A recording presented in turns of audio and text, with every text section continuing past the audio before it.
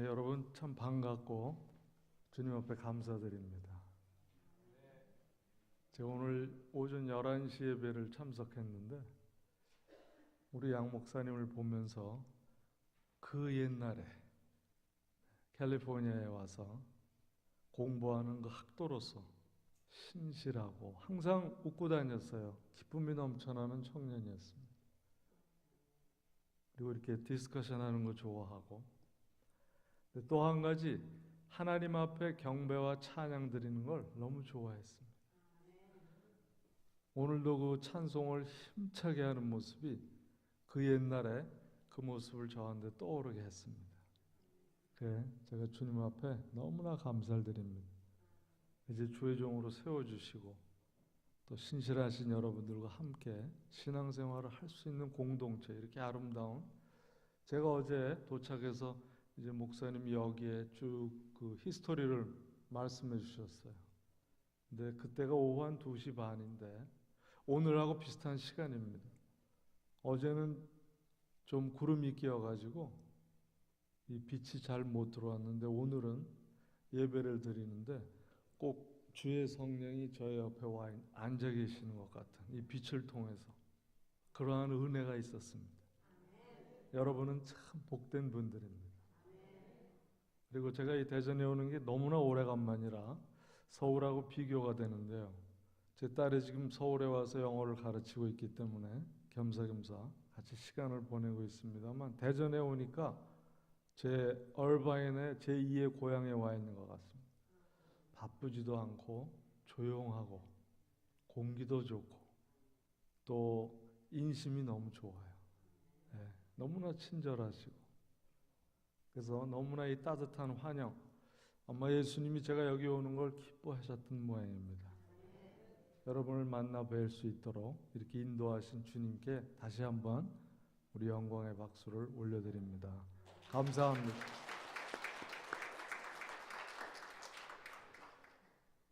제가 어릴 때 미국을 갔기 때문에 제가 어릴 때는 우리나라가 그렇게 잘 살질 못했습니다. 제가 이제 해방 후에 또 6.25 후에 태어났기 때문에 전쟁은 잘 모르지만 그때 제가 어머니나 할머니 손에 이끌려 다닐 때 보면은 정말 우리 동네에도, 제가 사는 동네, 제가 그때 가롤동이라는 데 살았는데 어릴 때 저희 동네 앞에 소위 갑자기 생각이 안 나네. 레프러시, 나병 환자들이 있었습니다. 그래서 저희 어머니나 할머니가 밖에 나가면 안 된다. 그런 기억이 있던 저의 고국입니다. 그런데 이제 여러 가지 혁명과 또 민주화의 물결과 나라의 부흥과 이제는 IT 강국이 된 걸 아주 자랑스럽게 생각합니다. 그리고 여러분, K-팝이 무엇인지 아죠? 노래, 아이돌들이 부르는 노래, 빅뱅이나 뭐 소녀시대, 제가 다 압니다.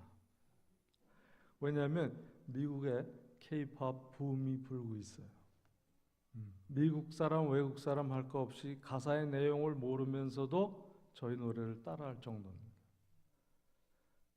K-팝을 통해서 또 국위 선양을 하는 그런 면을 제가 보고 있습니다. 소위 지금 웰빙 시대라는 시대까지 왔습니다. 이제 저희 조상들이 굉장히 열심히 일하면서 건축해 놓은 이 나라에 이제 젊은 세대들이 소위 웰빙 시대라는 시대에 저희들이 도달해 있는 것 같아요.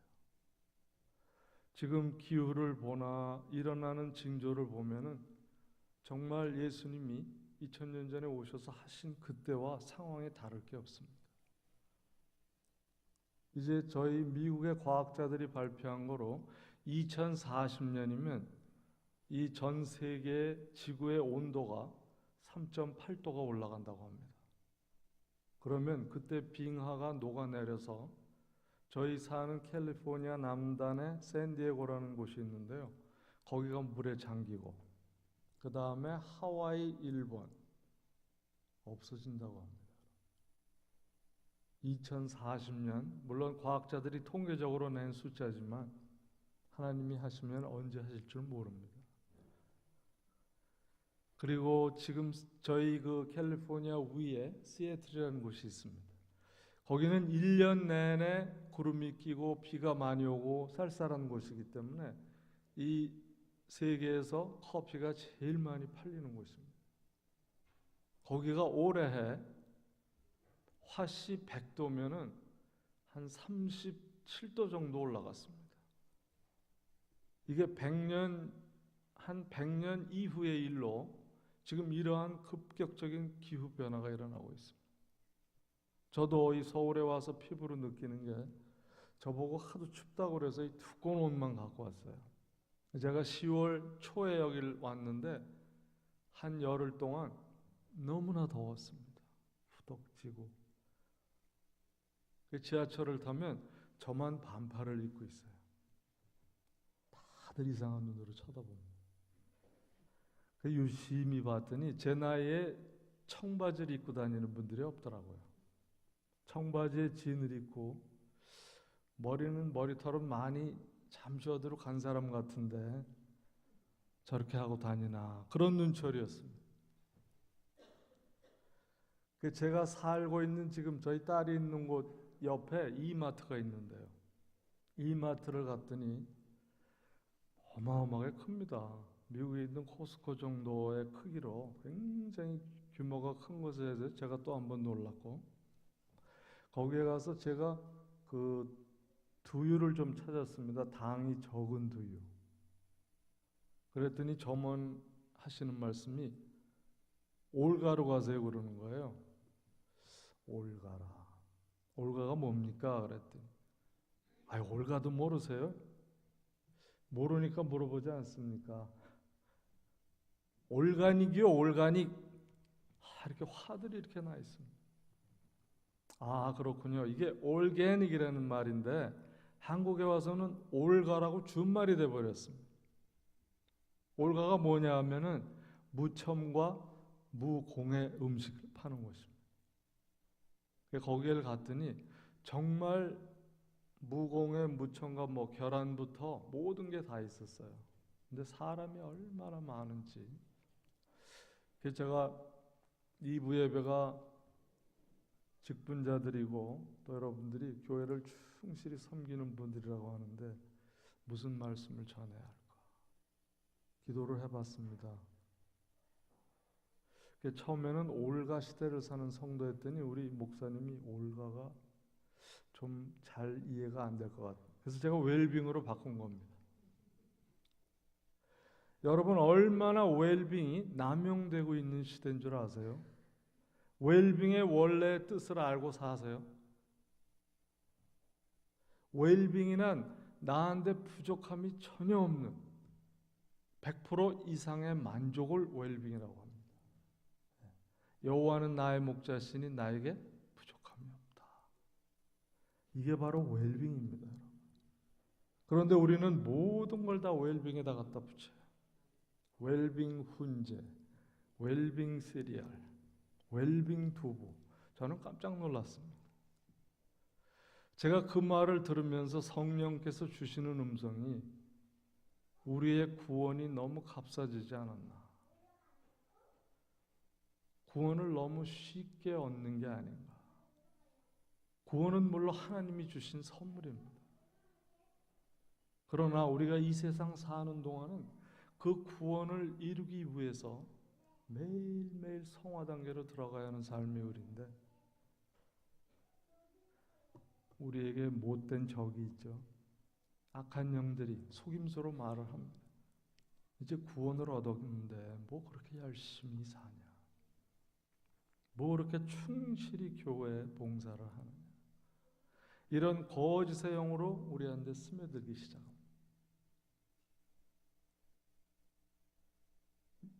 믿음으로 모두가 시작합니다. 성경에도 마찬가지예요.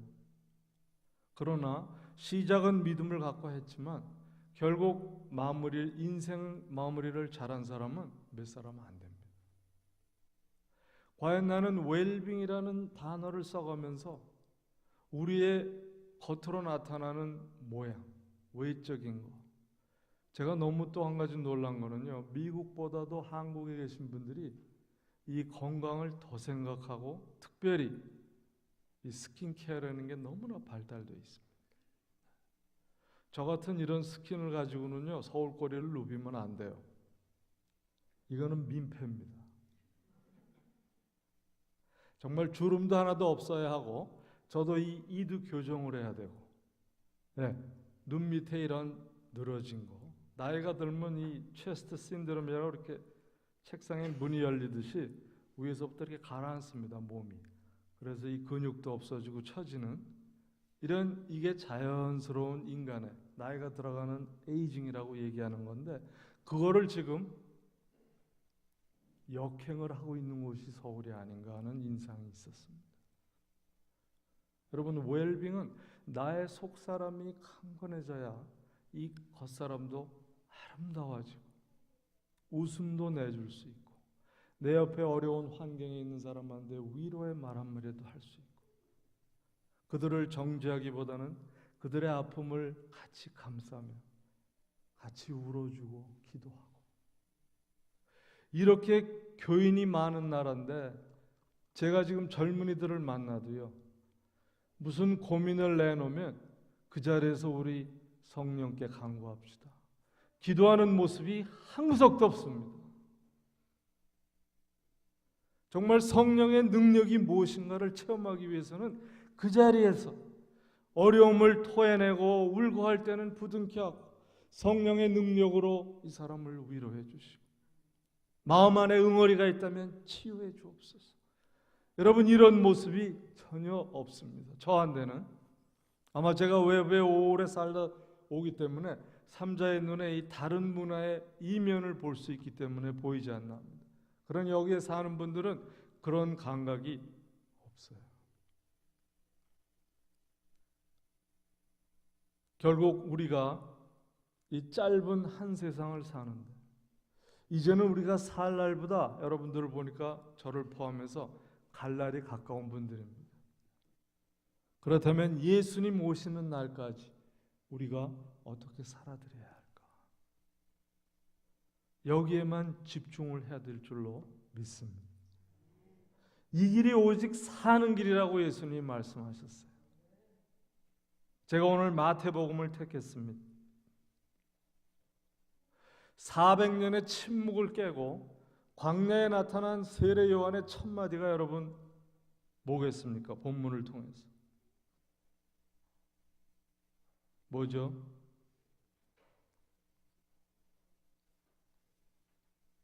이 절에 회개하라. 400년 동안 말라기로부터 하나님이 침묵하시고 예수님이 오시기 전에 세례 요한을 통해서 주의 길을 예비하라. 그 전에 하신 말씀이 회개하랍니다. 여러분, 회개 많이 하셨죠? 이거는 뭐 저희가 이 세상 떠날 때까지 해야 할 일인데, 진정한 회개는 무엇일까?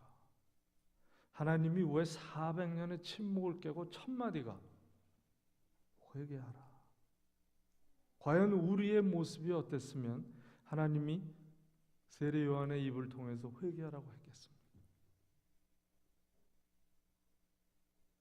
회개의 좋은 예로는요, 역대하 15장에 보면 아사왕, 유대 아사왕 때 오데세 아들 선지자 오데세 아들 아사랴를 통해서 말씀을 주셨습니다.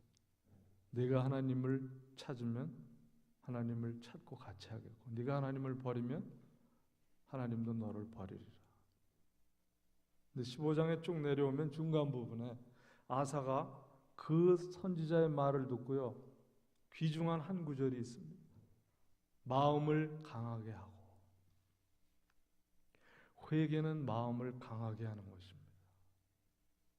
우리가 소위 지금 현세에 쓰는 결단, 결심해라, 이런 말이 구약의 표현에는 마음을 강하게 하는 겁니다. 여러분, 마음을 강하게 하면 그 다음에 행동으로 나올까요? 안 나올까요? 나의 회개한 모습이 행동으로 비춰지겠습니까? 안 지겠습니까?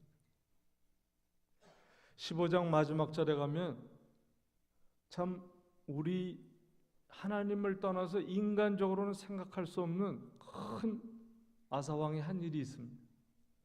자기 엄마의 태우의 위를 패했다고 합니다. 왜냐하면 아세라상, 우상을 섬기는 아세라상을 엄마가 만드는 걸 보고 폐위를 해버렸어요. 이게 쉬운 일입니까? 그만큼 마음을 강하게 하니까 결단에까지, 행동에까지 이르는 겁니다. 회개는 행동이에요. 믿음이 행동이라고 말하는 것과 똑같습니다. 우리가 회개함으로써 내가 이제는 다시 그런 실수나 그런 일을 안 하겠습니다, 하나님. 그리고 결단이 섰기 때문에 그 옛일을 잊어버리고 돌아설 수 있는 것이 회개입니다. 그 시대의 상황이 어땠어요? 유대인들은 우상과 부패와 지금 시대하고 다를 게 뭐 있겠습니까? 웰빙, 우리의 겉모양만을 쫓아 살아가는 이 시대에 살고 있는 성도들 얼마나 힘들겠습니까?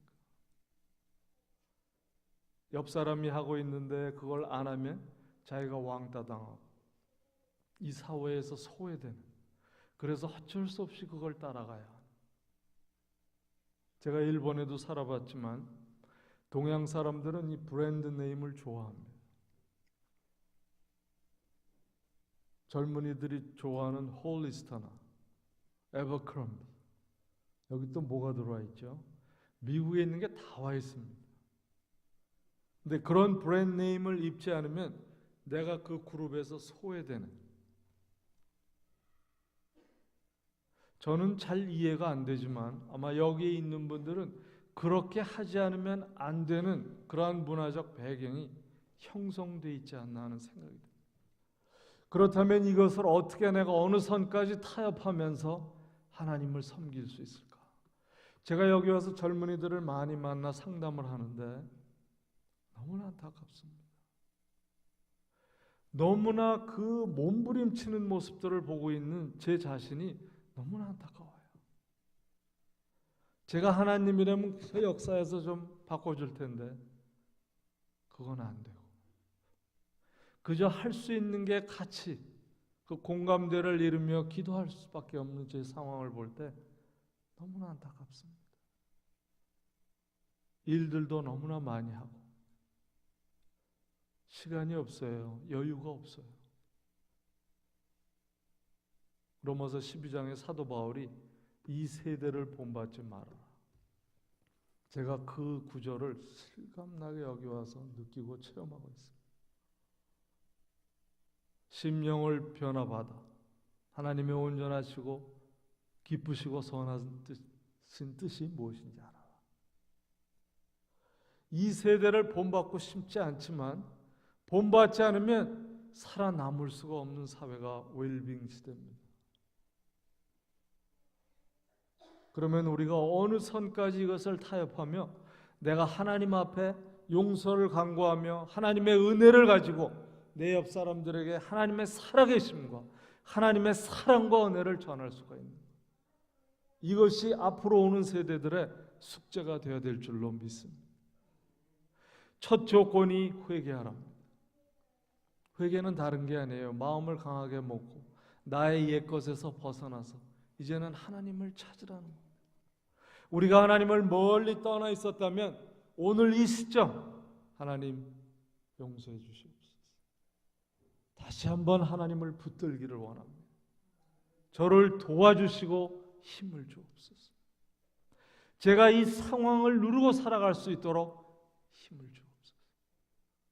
제가 이 상황에 눌려서 도저히 이제는 아무것도 못하겠습니다. 이것이 소위 지금 믿는 자들, 젊은이들의 고백입니다. 여러분, 우리가 어떻게 도와줘야 될까요? 그 어려운 환경 가운데도 몸부림치며 하나님을 찾으려고 붙들려고 노력하는 젊은이들 앞에 가서 회개하라고 말씀을 하겠습니까?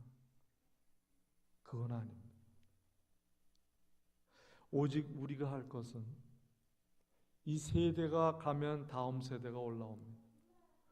여러분 세대에 하나님이 영성을 주셨다면 다음 세대의 영성은 그 이상을 바라시면 안 돼요. 그들을 위로하고 그들이 보고 배워야 할 부분이 어른으로서의 어떻게 하나님을 믿고 어떻게 하나님을 섬기며 따라가느냐는 이 오직 한 가지 삶에 나타나는 예수 그리스도의 향기인 줄로 믿습니다. 여러분, 우리가 지금 세대에 나가서 전도한다고 예수님 쉽게 믿습니까? 안 믿습니다. 한국은 얼마나 아름다운지 몰라요. 지금도 전도를 할 수 있고 하나님의 얘기를 마음대로 할 수 있는 곳이 한국입니다. 제가 있는 곳은 못합니다. 법적으로 저희들이 하나님 얘기를 하면 그 사람이 나를 고소하면 감옥에 갑니다. 이제는 정신적으로 오는 핍박이 옛날 초대교회하고는 형태는 다르지만 깊숙이 우리 사회에 들어와 있습니다. 여러분 들으시면 이해가 안 갈지 모르지만 제가 사는 동네에는 세 사람이 모여서 성경 공부를 하면은 옆집에서 경찰에 신고하면 벌금을 내야 합니다. 지금 이런 상황에 저희들이 돌입해서 살고 있습니다. 정말 내가 회개해야 할 부분이 무엇인가? 교회를 못 가고 하나님 말씀을 소홀히 해서 회개하는 것도 굉장히 중요합니다. 그거는 기본 요소지만 내가 옆 사람에게 정말 내가 예수를 안고 닮고 사는 사람이라면 적어도 하나님 말씀에 순종해서 살아가는 사람이라는 것을 보여줘야 하는 것입니다. 오늘 아침 제가 설교 가운데 목사님이 그 부부와 자녀들 관계를 말씀하셨는데 부모가 정말 강한 믿음으로 서지 않으면 자녀에게는 이제는 하나님이라는 존재는 없습니다. 세상이 얼마나 빨리 변화하고 있는지 모릅니다. 지금 이 소위 테크놀로지, 이 기술이라는 것이 1초 1분을 다투며 나가고 있습니다. 지금 저희 세대는 상상도 못할 정도로 이 시대가 바뀌어가고 있습니다. 여러분 깨어 있으시기를 주의 이름으로 축원합니다.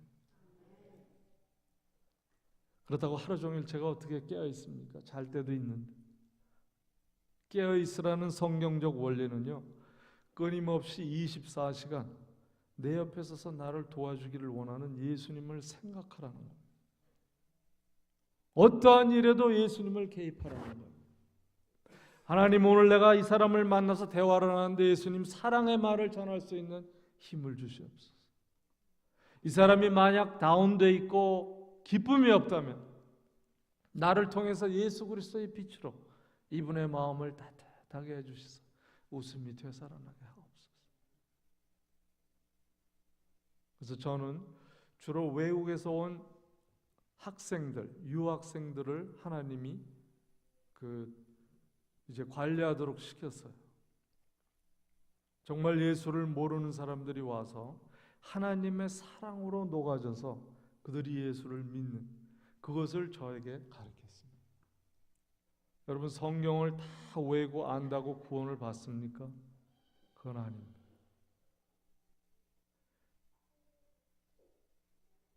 저희 이 신앙을 보면은요, 하나님의 다양성을 좀 더 우리 눈을 열어서 봐야 되는 줄로 저는 그렇게 느끼고 있습니다. 하나님의 일면성만 보는 것이 아니라 하나님의 다양하신 그 높고 깊고 넓은 하나님의 사랑을 체험할 수 있는 그런 눈이 열려질 때 우리가 상대방을 보며 하나님의 속성을 찾을 수가 있다는 것입니다. 자, 회개하라는 다음에 외치는 소리가 주의 길을 예비하라고 합니다. 자, 이 순서를 잘 보세요. 하나님은 굉장히 논리적인 분입니다. 회개 없이는 우리의 삶이 준비가 안 됩니다.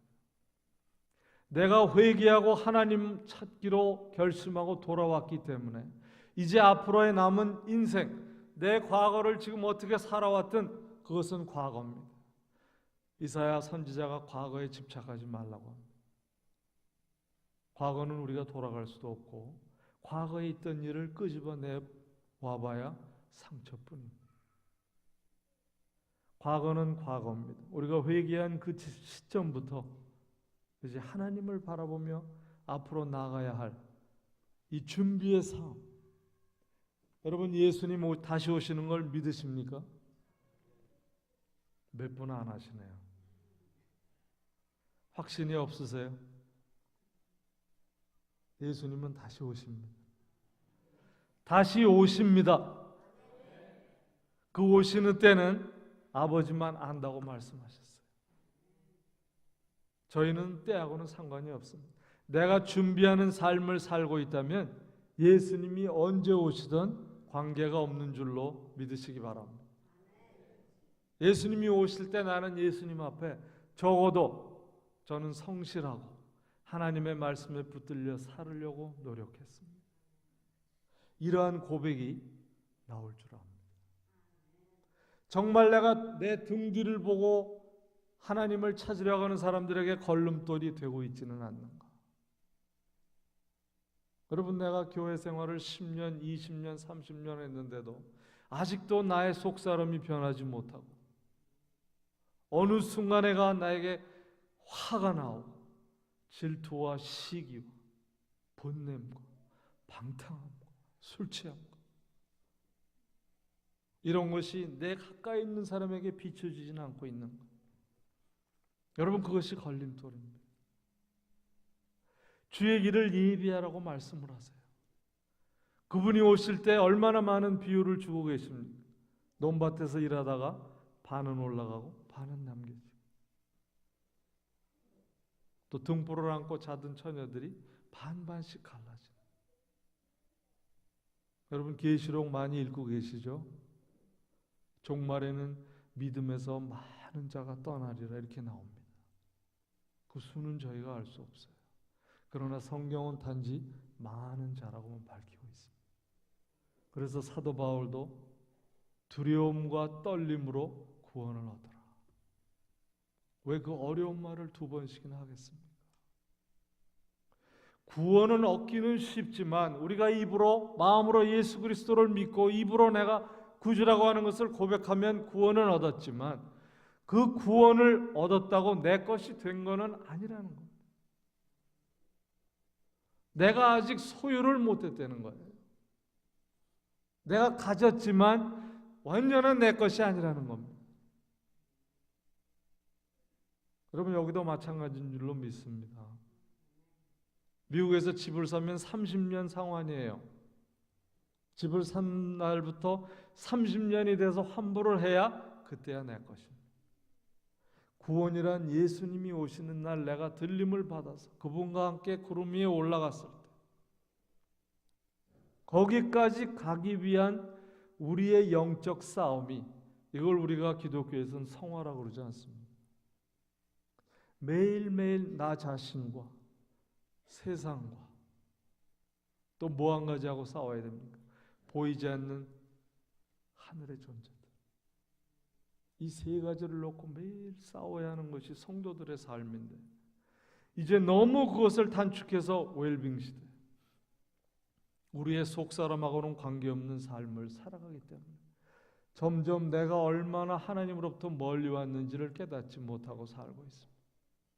한국 교회에 이렇게 소위 메가철치라고 하는 어마어마한 큰 철치가 10개가 있습니다. 세계에서. 이건 어떤 면으로 자랑을 해야 돼요.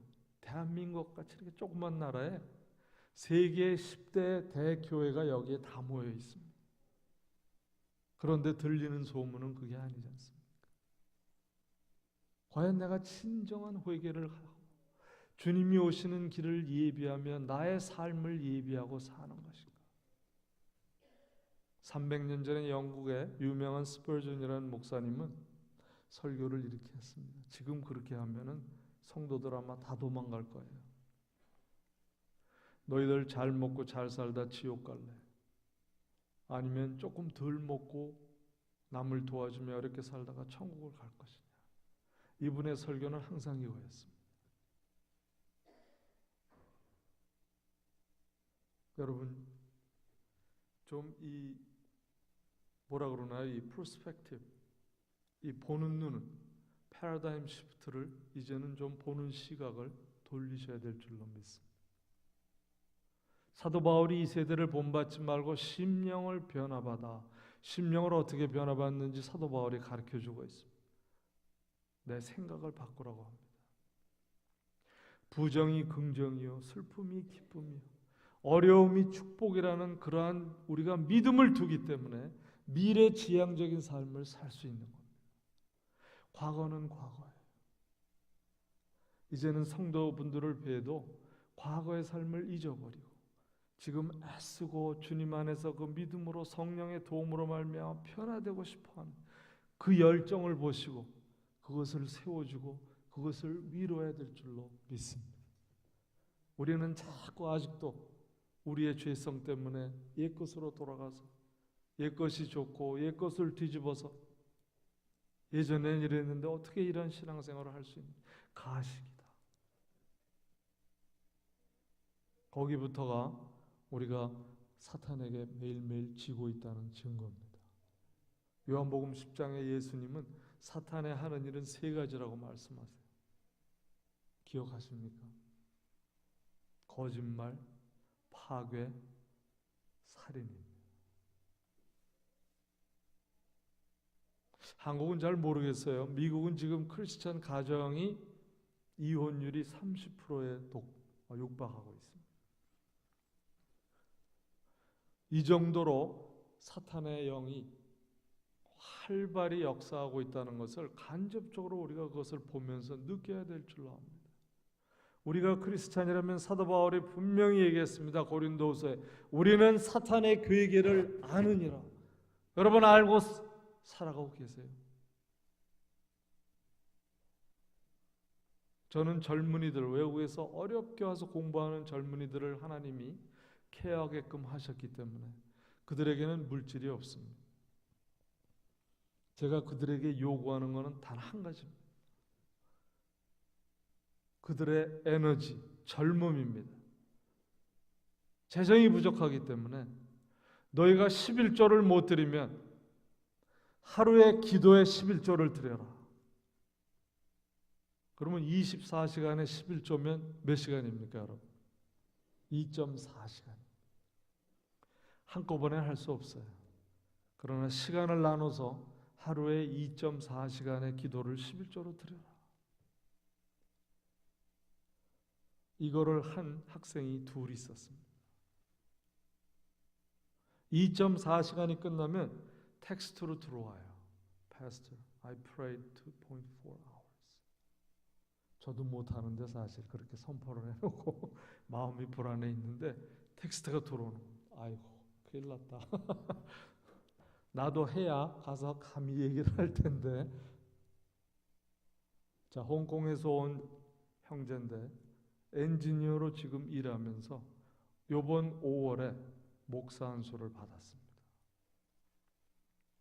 제가 양아들로 삼은 형제입니다. 그리고 또 하나 타이완에서 온 형제가 2.4시간을 하고 있어요. 여러분, 말씀과 기도밖에는 사람을 변화시키는 게 없는구나 하는 것을 지난 13년간 이 사역을 통해서 하나님이 가르쳐 주신 실체입니다.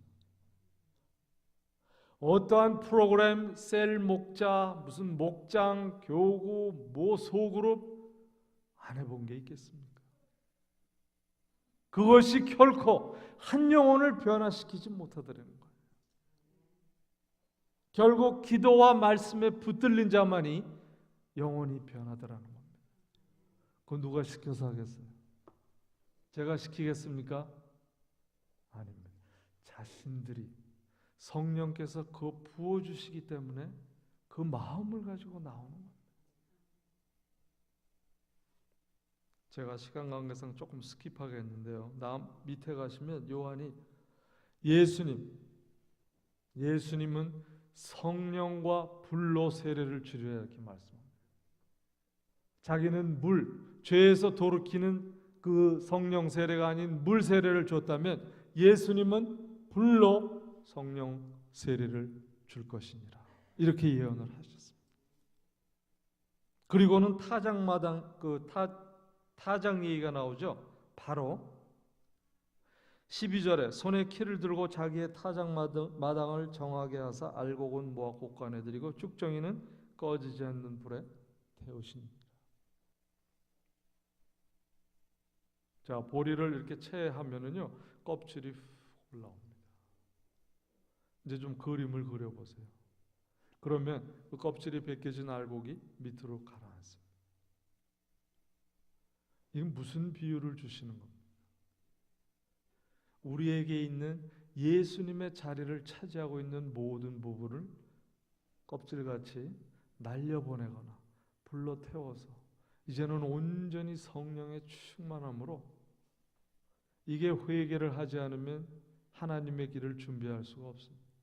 결국 내 삶을 준비함으로 예수님의 삶을 준비하게 되는 겁니다. 그 준비하는 과정 가운데 필요한 것이 성령의 불이라는 겁니다. 내 삶 속에 아직도 예수님의 자리를 차지하고 있는 것이 무엇인가? 자, 사도 바울은 이거를 표현을 에베소서나 갈라디아에서 가면은 성령을 쫓아 행하라, 술 취하지 말고 성령의 충만함을 받아라, 이런 표현을 사용하십니다. 술이 취하면 내가 누구의 지배를 받고 있습니까? 술이 나를 흔들죠. 이성을 잃음. 똑같은 얘기입니다. 내가 아직도 화로 찬 분이 계세요. 화가 나를 컨트롤하면 성령이 컨트롤할 수가 없습니다. 아직도 내 마음 한구석에는 세상을 바라보며 어떻게 하면 돈을 많이 벌어서 남보다 좋은 자리와 좋은 집에 좋은 권세를 누리고 이 세력으로 남을 누르고 대접을 받아볼까? 아직도 이런 마음이 한구석에 계십니까? 거기에는 성령이 들어갈 수가 없다는 겁니다.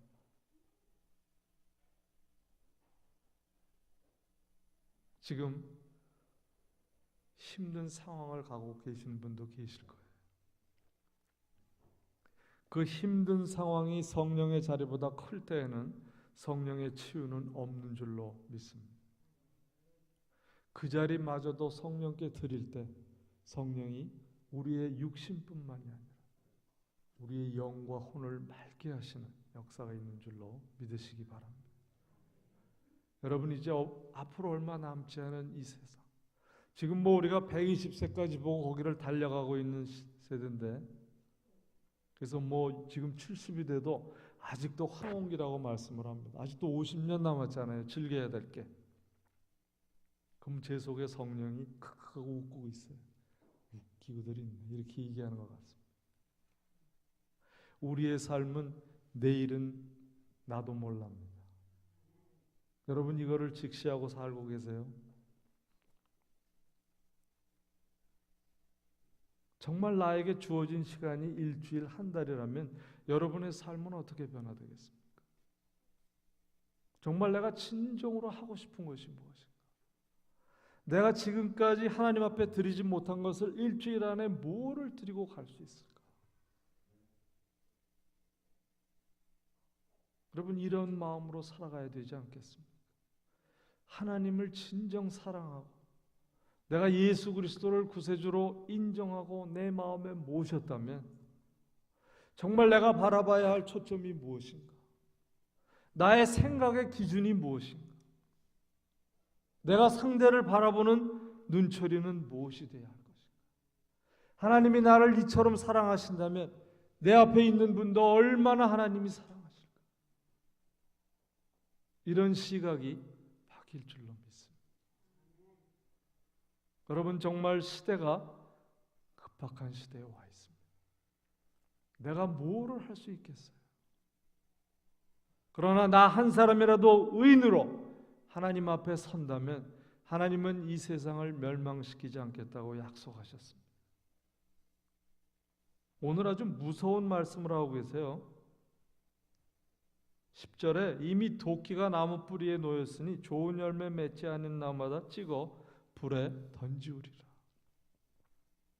여러분, 이런 말씀을 읽으면 제 몸에 전율이 흐르고 소름이 끼칩니다. 과연 나는 무슨 열매를 맺고 살았는가? 제가 예전에 살던 집 뒷마당에 레몬 트리가 있었어요. 1년 내내 레몬이 열리기 때문에 풍족하게 따먹습니다. 근데 그 옆집 울타리 너머에는 오렌지 나무가 있었습니다. 하루는 제가 발견한 것이 오렌지 나무가 처음부터 오렌지색, 홍색을 띠는 게 아니더라고요. 요만했을 때는 그것이 멀리서 보면 레몬인지 오렌지인지 분간할 수가 없습니다.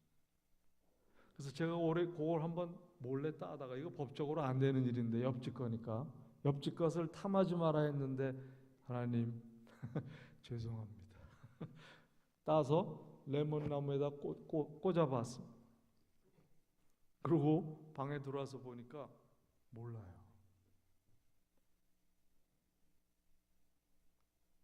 여러분, 나의 삶이 주일날 교회 와서 하루 종일 봉사하고 주중에 예배 드리고 새벽 예배, 찬양 예배, 철야기도, 근데 내 삶이 변하지가 않습니다. 오렌지가 덜 된 노란 노르스름한 오렌지를 가운데 끼워놨더니 2주 되니까 말라서 떨어지더라고요. 내가 레몬 나무에 붙어 있으면 레몬의 열매를 맺어야 하는데 오렌지 나무가 참시 돼가지고 레몬에 와 있다가 2주 만에 사가서 떨어지는 그러한 모습의 신앙인이 아닌가, 그러한 모습의 종이 아닌가. 하나님이 회개를 많이 시키셨습니다. 우리가 얼마나 그럴듯한 모습을 나타냅니다. 디모데가 얘기한 경건의 모습은 갖췄지만 뭐가 없다고 그랬습니까? 하나님이 없다고 말씀하시잖아요. 종국에 내가 잠시 레몬 나무는 될 수 있지만 오래가지 않더라는 겁니다. 결국 오렌지는 오렌지 나무에 박혀 있어야 그 색을 내고 맛을 내고 풍성한 열매를 줄 수 있듯이, 과연 나는 어느 나무에 속해 있는가? 만약 오렌지가 잠시 레몬에 와 있으면 세례 요한이 얘기하는 마지막 때에 이 도끼로 찍어서 불에 던지우리라. 이 한마디 한마디가 지금 웰빙 시대를 사는 성도들의 마음속에 깊이 새겨지기를 주의 이름으로 축원합니다. 정말 급박한 시대예요. 우리가 무엇을 할 수 있느냐가 아니라 세상을 부정적인 비판적인 시야로 보는 것이 아니라 내 이웃이 저 교회 다니면서 어떻게 저런 행동을 할까, 그런 것에 치우치는 지금 때는 아닙니다. 웰빙 시대는 나 한 사람이 하나님 앞에 의인으로서 내가 옆 사람에게 걸림돌이 되지 않고 그들에게 빛으로 오신 예수 그리스도의 빛을 보여주고 있는 것, 예수 그리스도의 향기를 내 입에서 뿜어내고 있는 것. 아마 저는 이것으로서 아마 하나님이 만났을 때 상급을 주시리라고 믿습니다. 여러분, 이 시대에 사는 우리가 겉모양 거치장만 할 것이 아니라 나의 속사람이 과연 예수 그리스도로 완벽하게 충만하게 차 있는 것, 그러면 두려움도 좀 없어지고 이 시대를 본받는 그 흐름의 속도도 제가 늦춰갈 수 있고, 또 한 걸음 뒷걸음질해서 양보도 할 수 있고 인내도 나오고, 한 사람 이 혀의 권세를 가지고 독침을 놓듯이 쏘는 것이 아니라 그들에게 사랑의 말로 그들을 세워주고 그들이 하나님 앞으로 나올 수 있는 도구로 사용되는 그러한 여러분 되시기를 주의 이름으로 축원합니다. 이 교회가 저는 정말 순교의 자리에까지 가는 헌신자들이 나오는 교회가 되기를 원합니다. 그 기도를 오늘 아침에 시키셨어요. 정말 제자들은 다 순교했습니다. 내가 예수를 위해서 모든 것을 버리고 순교의 자리까지 가겠노라 하는 교회 성도들이 일어서기를 원합니다. 대전 도안을 통하여 대각성 부흥이 일어나고 대한민국뿐만 아니라 온 열방으로 흘러나가는 그러한 이 종을 섬기는 주의 종과 성도님 여러분들이 되시기를 주의 이름으로 축원합니다. 하나님 아버지 감사합니다. 부족한 종 또 하나님을 나타내기 위해 열심으로 그 말씀을 대변했습니다.